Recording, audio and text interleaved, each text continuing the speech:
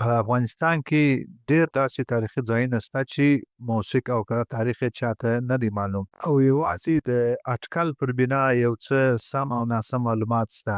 خو د مدنیت پاتې شونې یې سړی په فکر کوي چې یو له همدې تاریخي ځایونو څخه د هلمند په ولایت کې د بست کلا ده. په دغه تاریخي سیمه کې نه یوازې د بست کلا بلکې د تېرو مدنیتونو نورې بیلګې هم شته او ښکاري چې له ډېر پخوا زمانو څخه دلته انسانانو ژوند کړی دی. د نوراني یوټیوب چینل ته ښه راغلاست. دوستانو، د بست کلا د افغانستان د هلمند په ولایت کې د بست په سیمه کې یو لرغونې کلا ده. په هغه ځای کې چې د افغانستان دوه نامتو هلمند او ارغنداب سیندونه سره یو ځای کېږي. یوه ډېره لویه کلا چې د هغې له پورتني برخ څخه ټول لښکرګاه ښار معلومیږي جوړه سوې ده. دا کلا د بست په نامه یادېږي چې د هلمند ولایت د لښکرګاه ښار ته څیرمه پرته ده چې د افغانستان او ان د نړۍ په تاریخ کې یې ځانګړی او مشهوره نوم لري. د هلمند ولایت د اطلاعاتو او کلتور مسؤلین وایي چې د نوموړې کلا د اسلام د سپېڅلي دین د ظهور څخه مخکې جوړه سوې ده. نوموړي مسؤلین وایي چې تاریخ پوهان په دې هکله بېلابېل نظریات لري. ځینې وایي چې نوموړې کلا او ځای د نوشیروان د پاچاهۍ په دوره کې جوړه سوې ده. خو ډېر پوهان لا وایي چې نوموړې کلا او د بست نور کلاګانې 3000 کاله مخکې د حضرت عیسی علیه السلام تر زېږېدنې نه مخکې جوړې سوي دي. خو یوه خبره جوته ده چې دا نوموړې کلا ډېر لرغونی تاریخ لري. کله چې د کلا وسعت ته وخېږو نو هغه وخت به وپوهېږو چې کلا په ډېر مهارت سره جوړه سوې ده.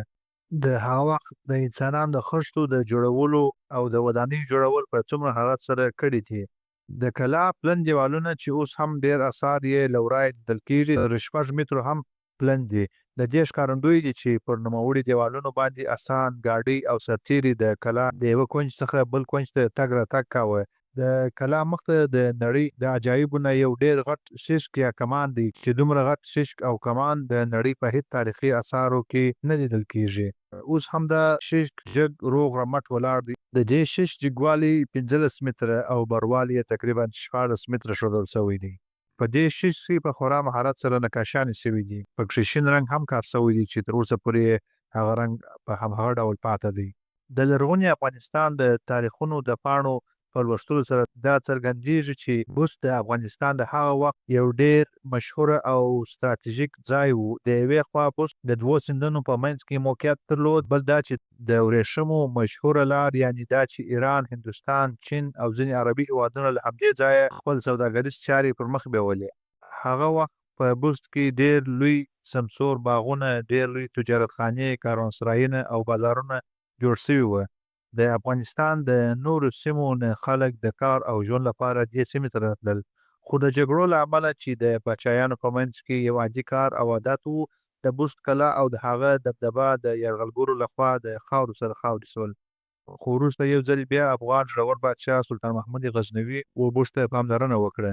نوموړي سلطان بست د خپل یو مهم ښار په ډول خوښ کړی او د بست په بیارغولو کې یې ډېرې هلې ځلې وکړې. د دې سلطان د بیارغولو او د کلاګانو د جوړولو نړېدلي اثار او کلاګانې تر اوسه هم پر ځای پاتې دي. کله چې هر سیلاني د بست د کلاګانو او مشهوره شش ته وګوري نو په واقعیت سره هم ګوته په غاښ پاته کېږي چې په هغه وخت او زمان کې انسانان څومره پرمختللي وه او څنګه یې کولی سول دومره جګ او پلن دیوالونه جوړ کړي. اوس مهال د کلا پر شاوخوا ډېرې زراعتي ځمکې تر سترګو کېږي او خلک هلته په خپلو ځمکو کې فعالیتونه، غنم او نورې غلې دانې کري.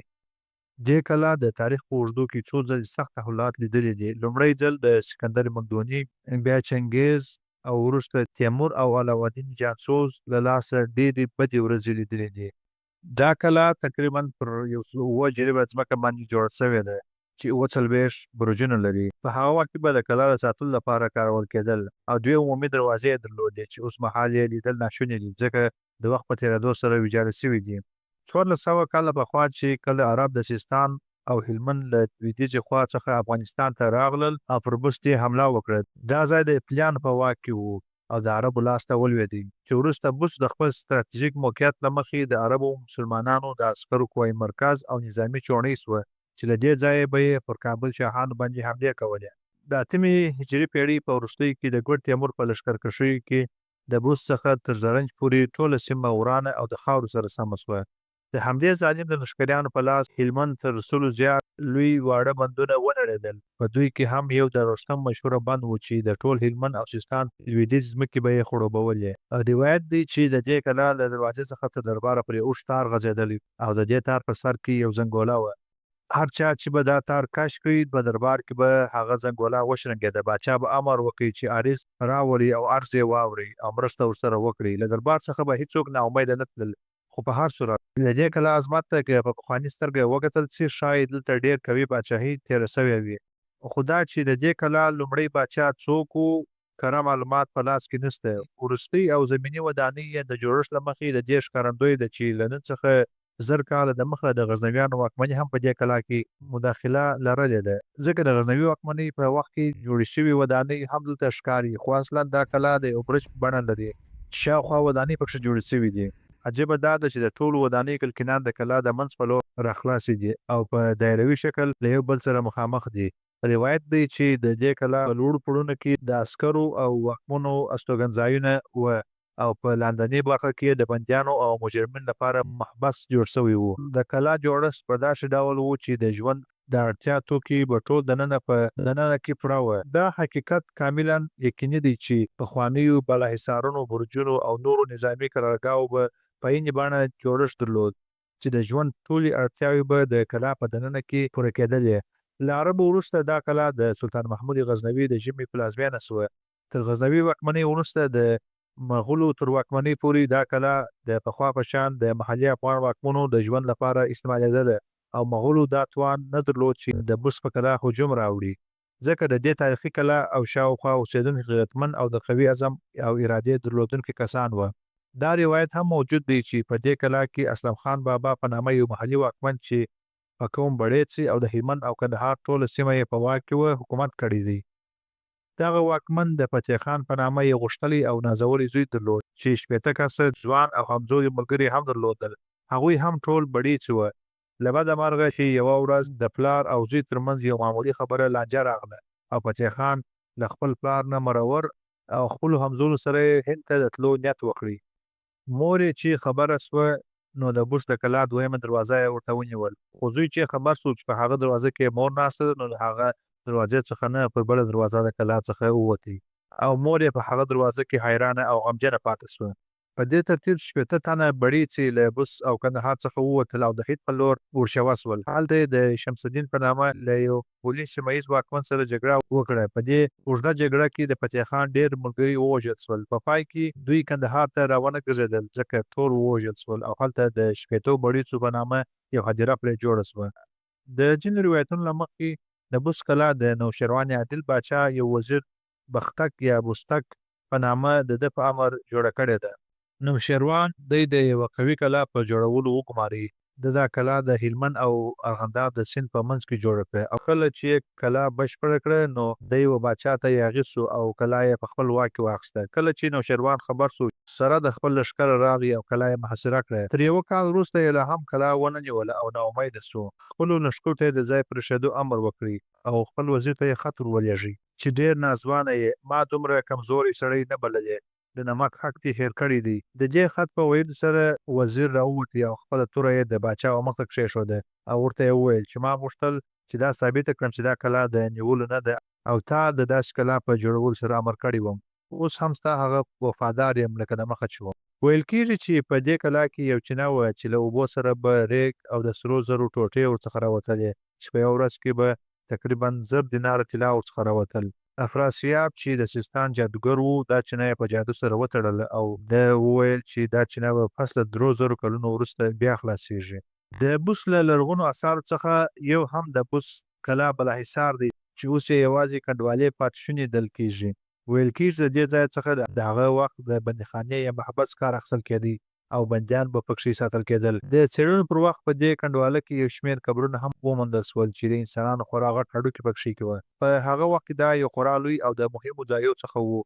نو په همدې خاطر به د بست په یوه خوا کې عام خلک او تجاران اوسېدل، خپل ورځنۍ چارې به یې پر مخ وړلې او په بله خوا کې به یې پوځیان سیامنسران اوسېدل او کله کله به غزنوي بادشاهان لکه شاه محمود او شاه مسعود هم راتلل او دا د دوی د ژمي ځای او دوهمه پلازمینه هم وه. زموږ د ګران افغانستان هیواد تاریخي ودانۍ د نورو تاریخي ودانیو په څېر د یرغلګرو لخوا سوځل سوي او ویجاړې سوي دي.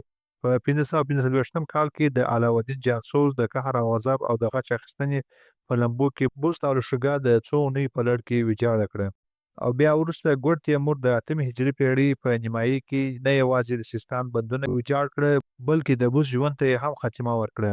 د هغه وخت څخه وروسته که څه هم د دې تاریخي کلا څخه د پوځي چوڼۍ کار اخیستل کېدی، خو چنګیزیانو دا تاریخي کلا د خاورو سره خاورې کړل او په پراخه ډول یې زیان ورته ورسوي. د بوسو کلا ته ورتللې لار هم خورا په ځانګړي ډول سره جوړه سوې ده چې پکښې ډبرې کارول سوي دي. دا د دې ښکارندوی کوي چې دا لار یوه لرغوني ځای ته د تلو نښه ده. د بست کلا سره نږدې یو بل لرغونی او عجبه ځای دی چې د ځایي اوسېدونکو په وینا دا د هغه وخت تنور و او ځینې نور بیا وایي چې دا د هغه وخت یخچال و چې دوی به خپل خوراکي توکي پکښې ساتل. دا یوازې د ځایي اوسېدونکو نظرونه وه. په تاریخي کتابو کې د دغه ځای په باره کې کوم څه نه دي ذکر سوي چې هر شی دی خورا په مهارت سره جوړ سوی دی. د وروستیو ناامنیو له امله د بست و تاریخي ودانیو ته ډېر سخت زیان رسېدلی دی، خصوصا په دې نږدې وختو کې چې خلکو خپل پر سر د هلمند سیند ته د اوبو ماشینونه ایښي دي. د دې تاریخي کلا په منځ کې ګرهنه کوي چې د تېرې زمانې د بې رحمۍ او طبیعي پیښو په نسبت د اوسني وخت د اوبو او کرهڼې په وار تر مخکنۍ ورانیو ډېره ده، ځکه اوبه او کرهڼه لرغوني اثار پر مخ له منځه وړي، حتی بیا یې د ځای پیژندل هم ممکن نه وي. د دې ترڅنګ ښار ته نږدې په لرغونو کلاو کې خلکو کورونه جوړ کړي دي چې دا ډول کړنې د تاریخ ځایونو سره ستر خیانت دی او باید مخه یې ونیول سي.